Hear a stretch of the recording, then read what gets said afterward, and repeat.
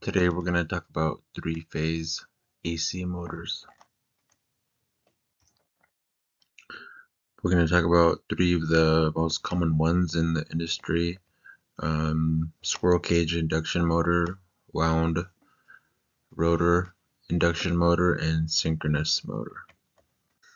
So first we're going to talk about the squirrel cage motor.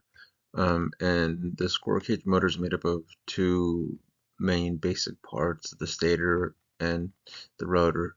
The stator is the stationary part. It doesn't move. It sits inside the frame of um, the motor, but there's a space in it for the rotor to go inside of the stator.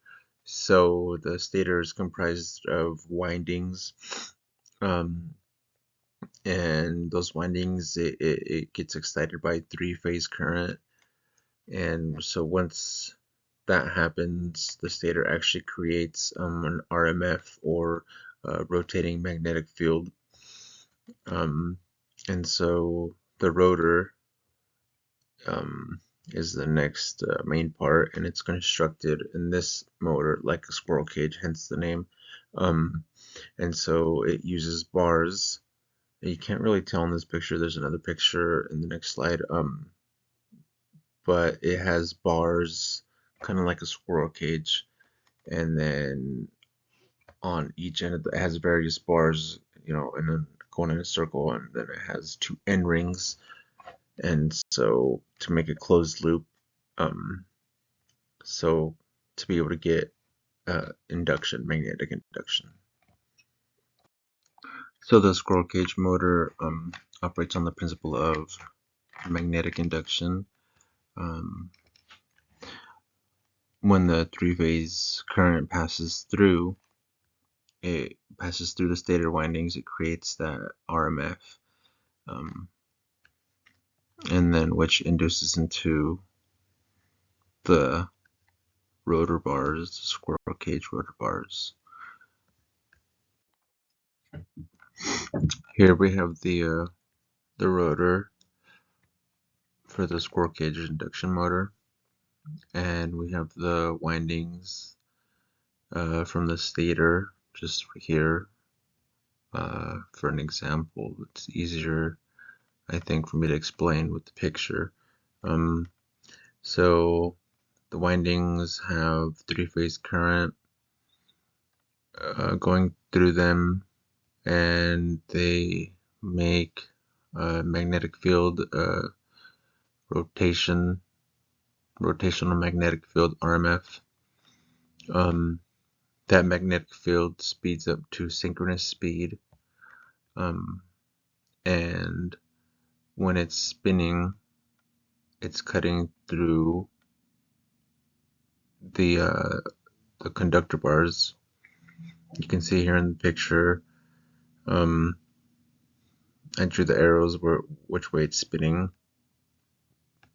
and those little copper circles are the lines of flux. So it's cutting, the lines of flux are cutting through the conductor bars, which induces a current into the rotor, the squirrel cage right there, and it has two end rings on both sides, so it's shorted out and it's a closed loop. So then the rotor itself creates its own magnetic field, which then begins to spin, and it tries to catch up to synchronous speed, but it will never get there. It will never get to the same speed as the RMF that the stator windings create. Wound rotor induction motor is what we're going to talk about next.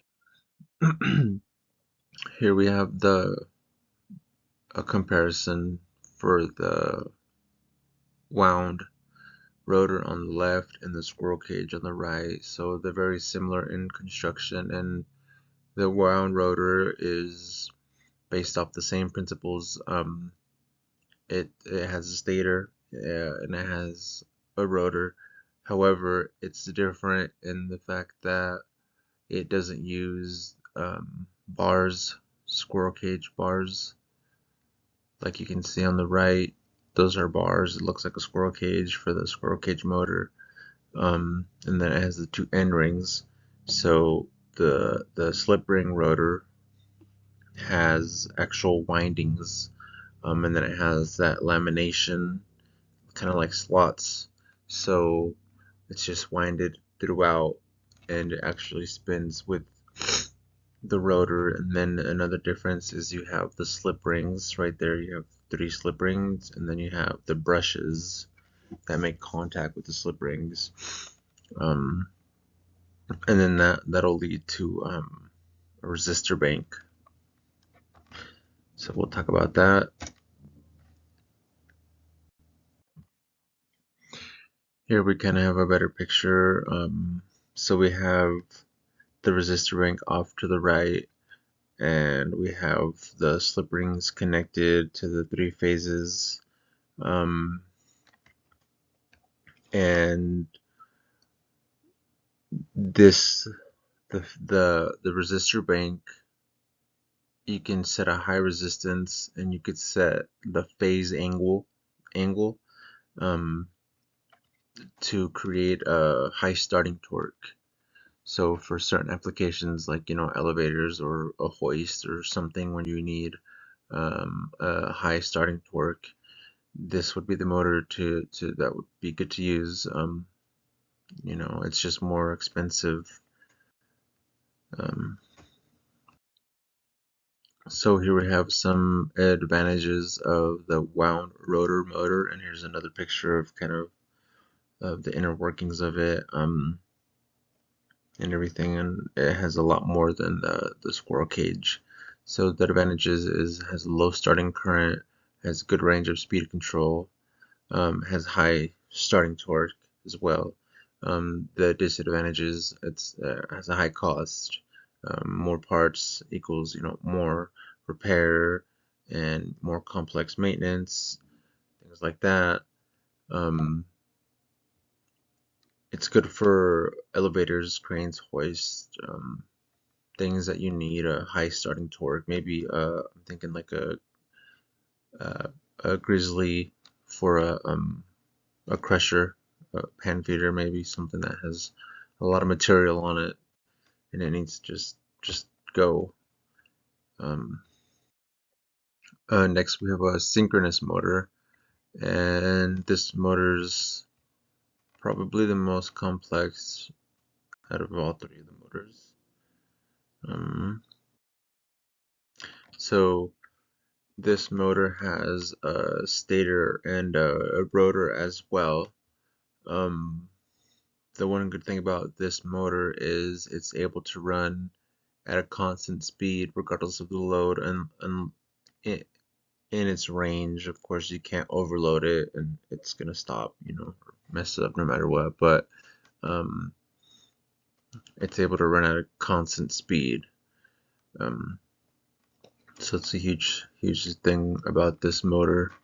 Um, and so the stator is excited by 3-phase current, and then this produces a magnetic field which rotates at synchronous speed. So it's kind of similar so far to the other 2.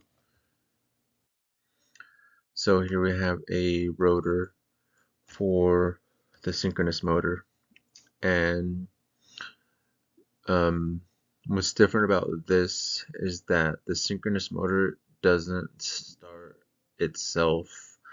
Um, if you were to try to start with magnetic induction, the RMF, the rotated magnetic induction, that the stator creates, you would, because the construction of the rotor has normally it's made with permanent magnets.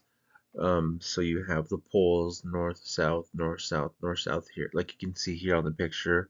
Um, and so if you were to try to start it with RMF, it would start to rotate a little bit with once the like poles, pass and they tracked, and so it would turn.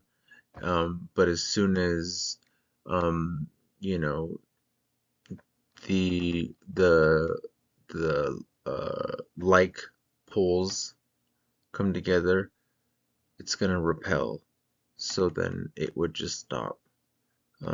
So you can't start it like that. You have to have a pony motor or something externally to actually start the rotor, and then once it gets going a little bit, you can kind of see at the bottom of the picture by the shaft, there's a little blue wire sticking out. You connect the DC, you excite this rotor that has the permanent magnet. You would turn it into an electromagnet because you get DC current flowing through it. You excite it with DC current, and so it's a constant magnetic field. Um, and so it has a permanent magnet, and so once that gets excited with DC current, um, the fields attract each other and they lock in magnetically. So as you can see on this picture, south, north, north, south, north, south, south, north. It's locked in, and it stays like that. It's locked in, and then um, the rotor will rotate at synchronous speed, at the same speed as the RMF. So that's really cool about this motor. Um, I think that it's super cool how it's constructed.